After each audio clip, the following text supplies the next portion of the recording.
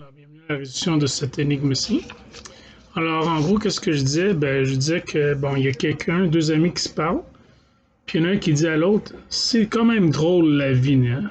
À peine avant-hier, j'avais 25 ans, puis l'année prochaine, je vais célébrer mon 28e anniversaire. Et là, c'est comme, à première vue, ça semble comme impossible. Avant-hier, tu avais 25 ans. Là, l'année prochaine, tu vas en avoir 28, 3 ans d'écart.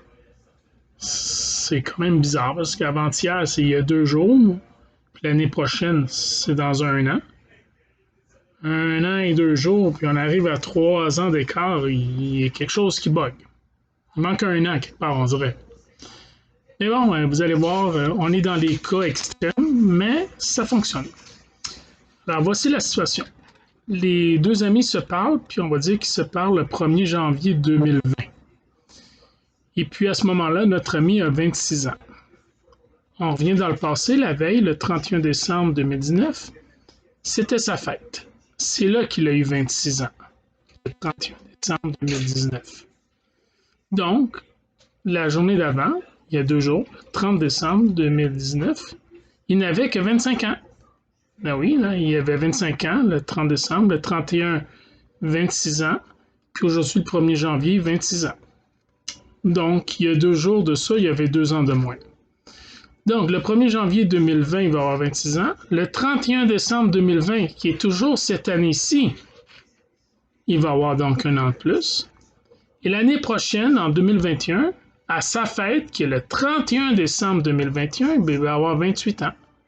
Ce qui fait bien un écart de 3 ans avec le 30 décembre 2019. 25 ans. Alors, comment ça se fait qu'on a l'impression qu'il manque 1 an, puis pourtant, lorsqu'on fait de même, ça marche? Alors, il y a 2 choses, évidemment. C'est parce que quand il dit il y a 2 jours, j'avais... ben, c'est parce que là, c'est comme sa fête, c'était direct hier. Puis on recule d'une journée avant sa fête pour faire un écart d'1 an. En fait, il y a un écart d'1 an en termes de chiffre exact, mais bon, c'est 2 jours.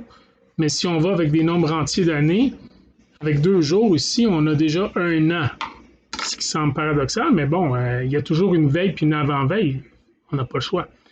L'autre chose, c'est de dire l'année prochaine. On a souvent l'impression de croire que l'année prochaine, ça veut dire dans 1 an. Pas nécessairement. En fait, ça peut être dans 1 jour. Ça peut être dans 12 mois, c'est-à-dire 1 an. Ça peut être voir dans 2 mois moins 1 jour. Ça dépend de quel moment on est en ce moment et de quel moment dans l'année prochaine. Je n'ai pas dit dans 1 an, il va avoir 28 ans, mais au courant de l'année prochaine. C'est ça la différence. Donc, si on est le 1er janvier 2020, ben, l'année prochaine, ça commence le 1er janvier 2021 jusqu'au 31 décembre. Dans le fond, il y a 2 ans d'intervalle de jeu moins 1 jour dans l'année prochaine, voyez-vous.